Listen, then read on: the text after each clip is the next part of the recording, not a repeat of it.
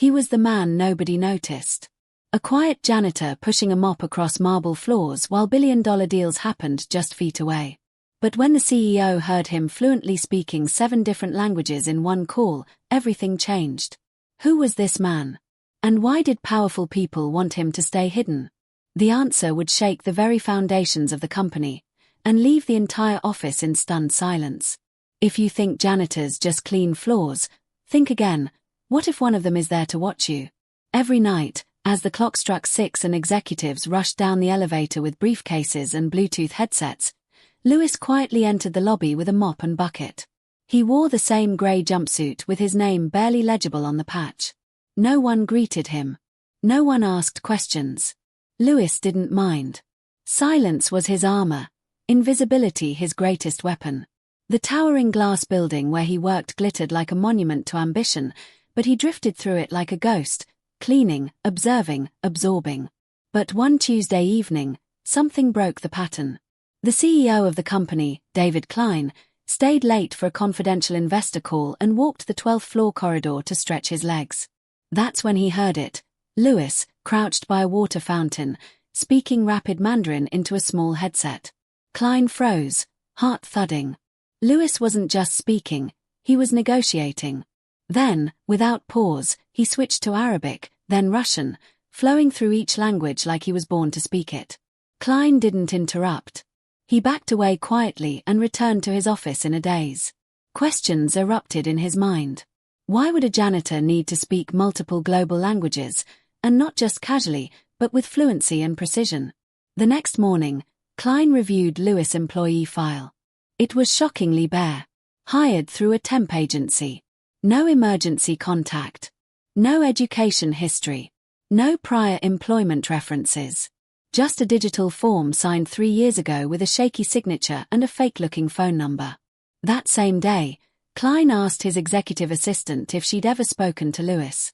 He barely says 10 words a day, she replied. Always on time, never causes problems. Honestly, I forget he exists. Klein didn't respond. He was already walking back toward the security room. Over the next few days, David Klein began reviewing security footage of Lewis's routines. Every movement was methodical, dusting vents, wiping glass, restocking soap. But occasionally, Lewis would pause near computers left on, glance at employee keycards, or stare at meeting room whiteboards for just a moment too long. He never touched anything inappropriate. But something about the intent in his stillness made Klein uneasy. It wasn't the behavior of a janitor, it was the behavior of someone monitoring. That Friday, Klein staged a late-night accidental encounter. He left his office door cracked open, light still on, and pretended to be sleeping at his desk. Around 10:45 p.m., Lewis entered, mop in hand. He stepped inside and began cleaning, careful not to make noise. Klein opened one eye and mumbled, "Working late?" Lewis didn't flinch. "Yes, sir," he said softly, voice perfectly neutral. Klein sat up. "Where did you learn to speak Mandarin?" Lewis stopped mopping. For a long moment, he didn't move. Then, quietly, "I had a different life. A long time ago." That was all he said before he turned and left the room, pushing the mop bucket like nothing had happened. The next morning, Lewis was back at work like nothing had changed. But the CEO couldn't shake the encounter. He called a friend in government contracting and casually mentioned someone who knew 7 languages fluently. The line went silent. Then came a warning: stop asking questions about people like that. If he's where you are, it's for a reason. Do not interfere. Klein's stomach dropped. This wasn't curiosity anymore. It was danger. And Lewis wasn't just a janitor. He was something else entirely. But what?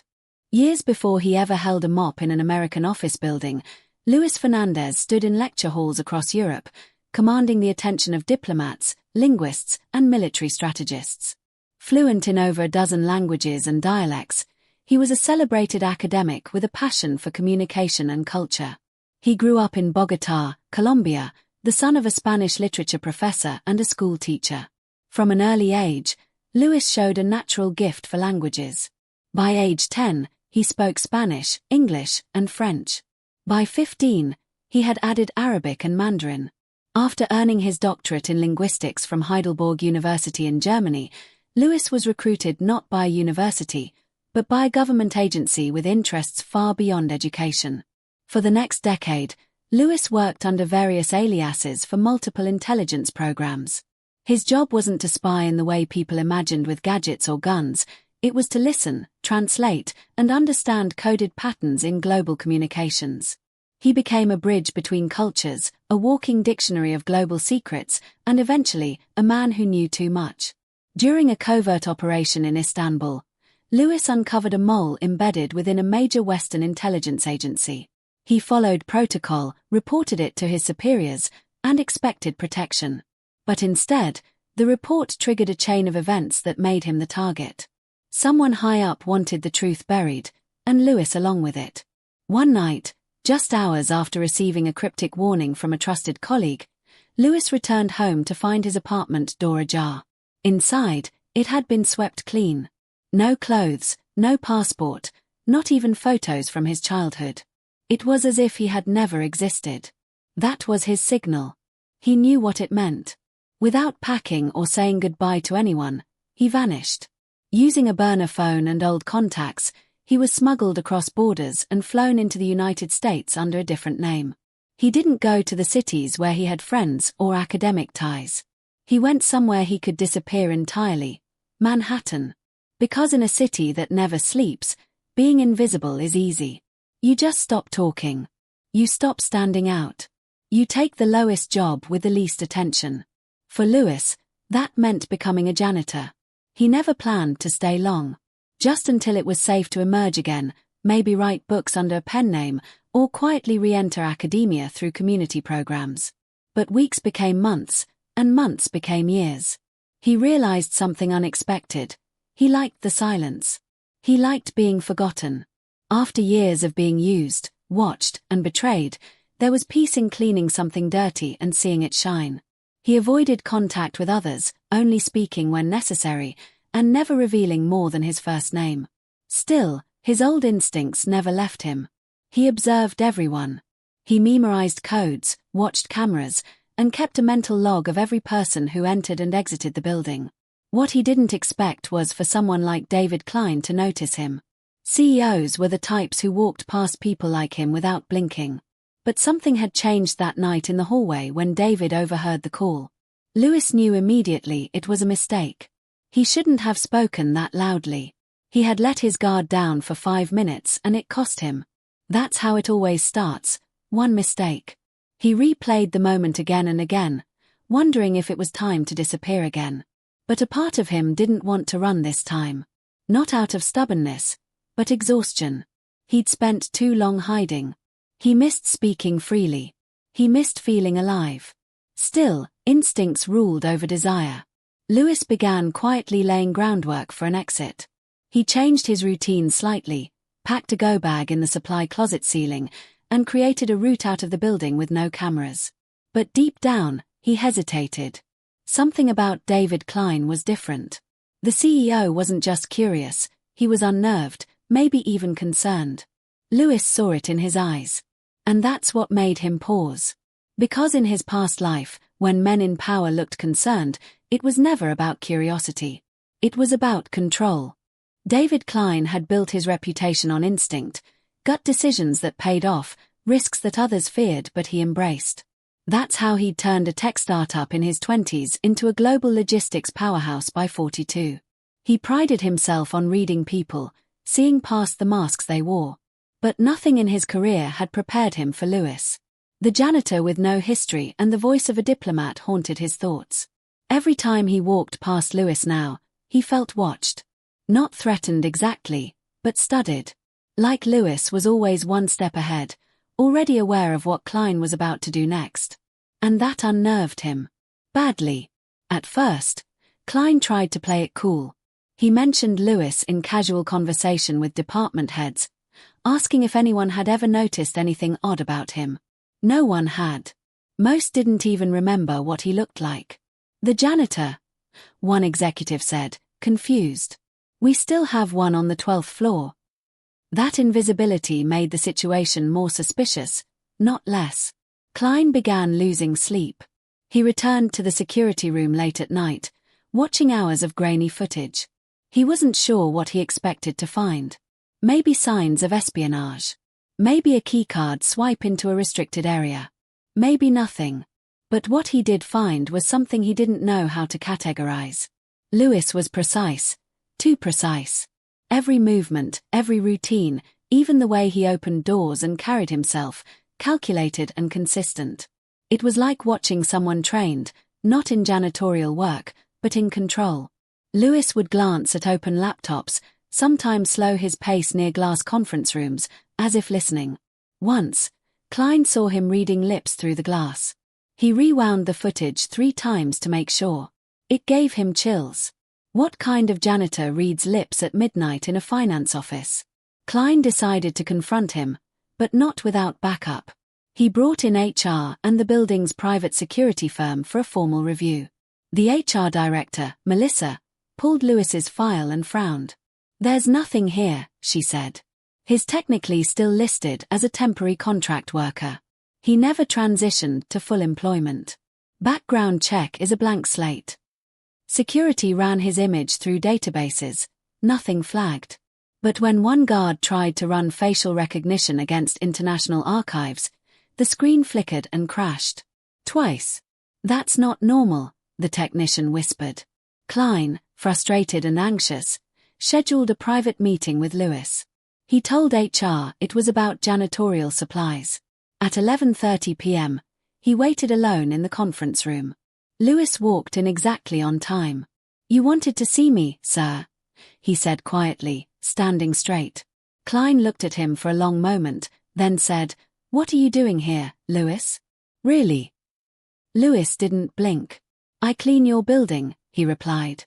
Klein leaned forward. "You speak at least 7 languages. You move like military.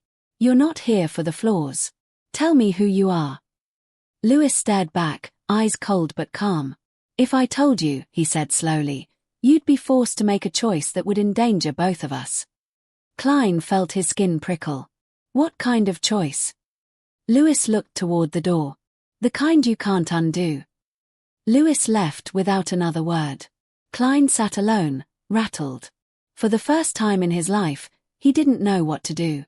He wanted answers, but the warning felt real. He called a former military contact in D.C., a man named Grant who now worked in defense analysis. "I have someone on my staff, former intelligence, I think. Fluent in multiple languages. Hiding as a janitor. Know anything about that?" There was a pause. Then Grant said, "Walk away, David. If he's who I think he is, he's not yours to find. You dig further, they'll come after you." That night, Klein couldn't sleep. He locked his office door. He turned off the security cameras in his suite. He didn't know who they were. But something told him Lewis wasn't just hiding from someone. He was watched, by someone even bigger. Still, Klein couldn't stop. The more he was warned, the more obsessed he became. He ordered a private investigator, off the record. He tried to follow Lewis home, but Lewis always seemed to disappear on the subway. He never took the same route twice. Eventually, even the private investigator called to quit. "This guy's a ghost," he said. "Or a trap." A week later, Klein received a plain white envelope on his desk. Inside was a photo, him, in his car, following Lewis the previous Friday. No note. No signature. Just a silent message. "We see you too." It began with a strange email sent to the company's cybersecurity team late one night. A flagged breach, traced to a suspicious IP address overseas, had attempted to tunnel into the financial servers. No damage was done, but the system had been scanned for vulnerability, something only a skilled operator would do before launching a deeper attack. The team alerted the IT director, who rushed to notify David Klein. For most companies, it would have been another protocol drill. But Klein felt a deep, sick pull in his stomach. He instinctively knew this wasn't random. And he knew exactly who he needed to speak to. Against every piece of advice and instinct, he called Lewis. He found him just finishing up on the 9th floor, wiping down a glass railing. "I need your help," Klein said quietly. Lewis turned, mop in hand, eyes heavy but alert. With what? David hesitated. There was an intrusion attempt. The breach signature used an old dialect from a dead language in the authorization string. Our people didn't recognize it. But I think you might. Lewis didn't react immediately. Then he sighed. Let me see it. Klein walked him into the security room and pulled up the raw code. Lewis leaned over and scanned it quickly. This isn't just a test attack, he said finally. This message is encoded in a dialect of Old Uyghur, modified with Turkish slang. It's not random. It's a tag, a signature. It's a message that says, I know you're alive. Klein stepped back. They're looking for you. Lewis didn't answer. He was already pacing, thinking. The moment I translate this, they'll know I've seen it. They'll monitor every reaction from this server. Your company is now part of this, whether you like it or not. The room fell silent. Klein had no words. The janitor was no longer just a mystery, he was a lightning rod. Lewis knew exactly what came next. Within hours, someone would test again. He needed to be ready. For the first time in years, he let go of hiding.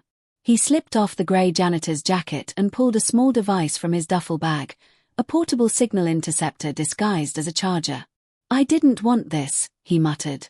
But I can't let them use your company to get to me. Within 3 days, a second signal came. This one wasn't subtle.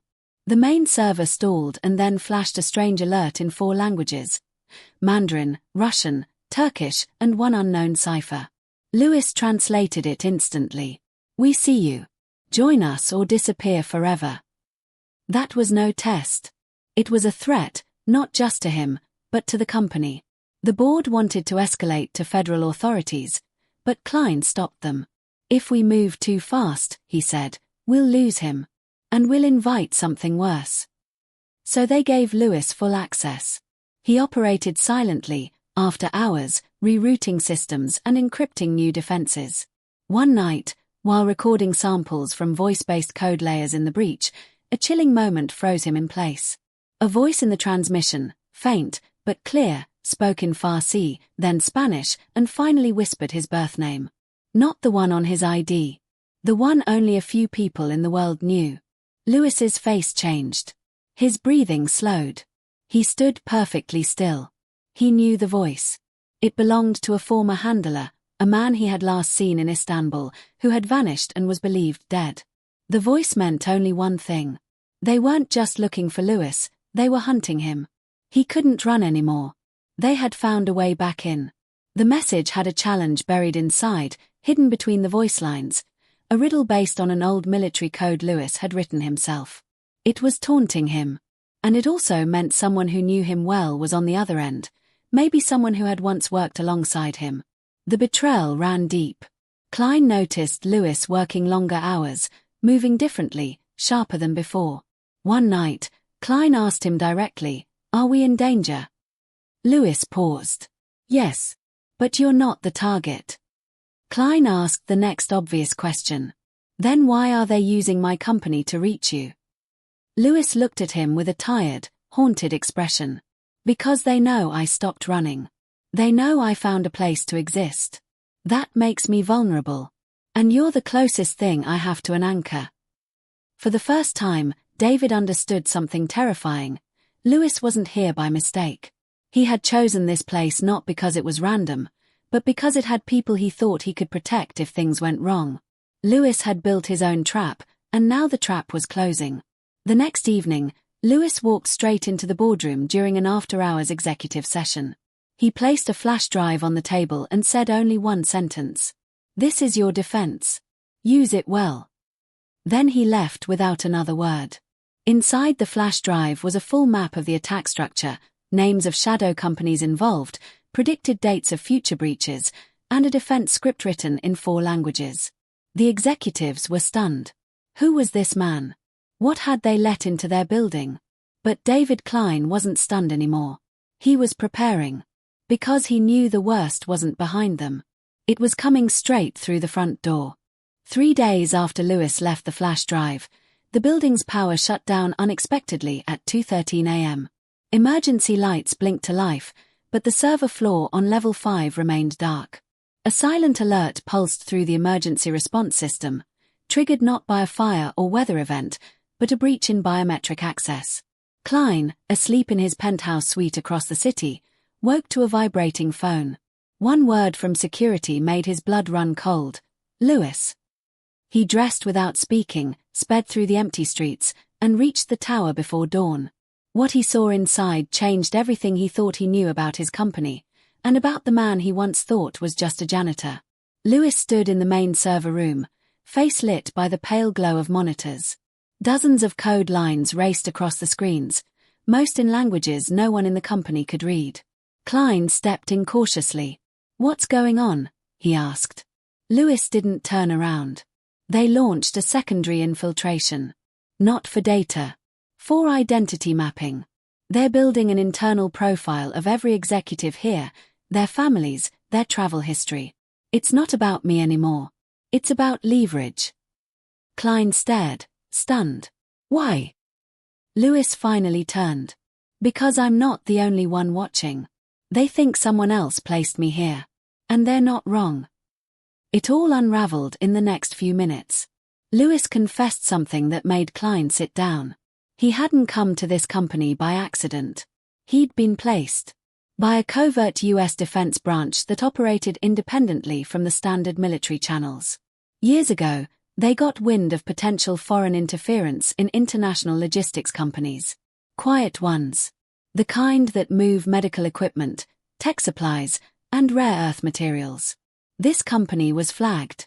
Not for wrongdoing, but for being a tempting target. And so, without informing anyone, not even the board, the agency embedded an operative. Someone who could disappear in plain sight. Someone who could intercept without ever being suspected. Lewis was that someone. He was assigned the role of janitor on purpose. It granted him full access to every floor, no background expectation, and the perfect cover. He had been trained to monitor threats, intervene if necessary, and report from the shadows. But something had gone wrong. A faction within the agency had gone rogue. They'd sold classified identities. They'd erased the safe house logs. Lewis had become expendable. The flash drive he gave the company wasn't just a gift, it was insurance. If anything happened to him, the data would trigger further investigations. But more importantly, it was bait. He needed them to know he was still active. And now they did. Klein listened in stunned silence as Lewis detailed names, operations, surveillance schedules, all memorized. He had mapped years of infiltration and corruption from inside the company while cleaning its floors. But the final revelation hit the hardest. Lewis hadn't just been assigned to the company. He'd chosen it after learning it was on a silent government list. High-value, low-visibility corporations vulnerable to takeover. Lewis had personally requested placement there because he believed in something Klein hadn't heard in years: decency. "I saw the way you treated the interns," Lewis said. "The way you pulled aside the receptionist when she was crying. You run this company like people matter. That's rare." For the first time in his life, Klein didn't know whether to feel honored or manipulated. He looked at Lewis, this man who had stood beside him unseen for years, and didn't know whether to call him friend or spy. "So what happens now?" Klein asked quietly. Lewis's face darkened. "Now we wait for them to come. Because they will. They always do. And when they do, you need to decide whether you'll protect your company, or protect me." That sentence hung in the air like a weight. The choice was impossible, yet it was being placed in Klein's hands. Later that night, Lewis vanished from the server room without a word. No cameras caught him leaving. His equipment was gone. His uniform, his ID badge, everything had been cleaned out. All that remained was a folded paper left in Klein's private office. On it, 7 languages were printed side by side. Each one said the same thing: "You were never alone." Klein read it over and over again, unsure if it was a warning, a goodbye, or both. What haunted him most was not what Lewis had done, but how many others like him might still be out there, silently watching, cleaning, waiting. The following Monday, the office was buzzing with confusion. Lewis was gone. The janitor who had cleaned the building for over 3 years had simply vanished. No one had seen him since Friday. His locker was empty. His name was gone from the internal roster. Even his pay records had been quietly archived. No termination notice. No resignation email. Just silence. The cleaning agency claimed he was never officially listed under their staff. HR was baffled. But David Klein knew exactly what had happened. And what haunted him most was not just Lewis's disappearance, it was what came after. 3 days later, a team of government officials arrived at the building. They didn't wear badges or speak loudly. They introduced themselves only by first names and requested a private meeting with Klein. In that room, behind closed doors, Klein was told that his company was now under new classification, monitored and strategically protected. They didn't explain much, only thanked him for his cooperation and handed him a sealed envelope marked with a code he didn't recognize. Inside was a federal contract worth tens of millions, offering exclusive government logistics work, transporting sensitive tech, classified equipment, and research prototypes. The message was clear: keep quiet, keep working, and don't ask questions. Klein signed the documents, but the encounter left him shaken. It wasn't a reward. It was containment. He was now part of something larger. The board celebrated the sudden government contract as a miracle. Investors praised Klein's leadership. But deep inside, he felt like a man holding a gift wrapped in dynamite. That night, back in his office, he opened the bottom drawer of his desk. There it was, the note Lewis had left behind, printed in 7 languages. He read it again and again. You were never alone. It didn't feel like comfort. It felt like a warning. Over the next few weeks, small things began to change. Cameras in the building were replaced by a different brand. Security teams were rotated without notice. New staff appeared in the IT department with vague credentials. No one questioned it. Most assumed it was part of the government contract's upgrades. But Klein recognized the signs. They were tightening the net, making sure no loose ends were left behind. He kept his mouth shut, played along, and did what he was told. Still, the silence gnawed at him. He often found himself pausing in hallways, listening for footsteps behind him, looking over his shoulder without knowing why. One night, as he walked out late from the building, he noticed something strange on the 12th floor balcony. A shadow. Someone was standing there, facing the city. Klein froze. His heart raced. But when he looked again, it was gone. Just wind. Just darkness. He shook his head and laughed at himself. Or tried to. But when he got to his car, something sat tucked under his windshield wiper, a folded piece of cloth. It was a patch. A grey janitor's patch with the name Lewis stitched into it. Klein didn't touch it. He looked around the garage, but no one was there. He slowly got into his car and drove off without turning on the radio, his thoughts louder than any song could be. Weeks passed, and Klein became obsessed.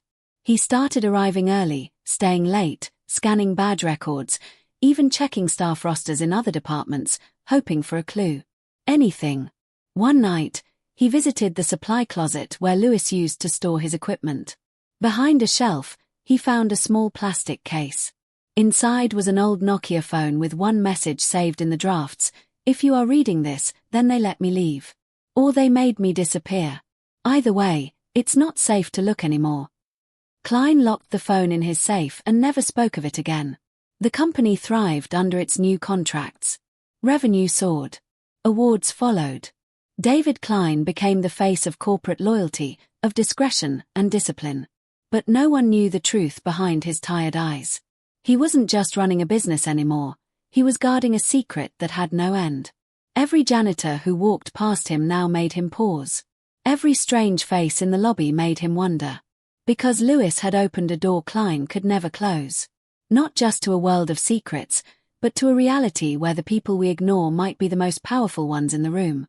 Sometimes, at night, Klein would sit alone in his office, lights dim, watching the monitors like Lewis once did. He told himself it was habit, just good management. But deep down, he knew he was waiting. Waiting for another breach. Another shadow. Or maybe just a whisper in another language that said, I'm still here. And until that whisper came, he'd keep watching. Because what if Lewis wasn't the only one?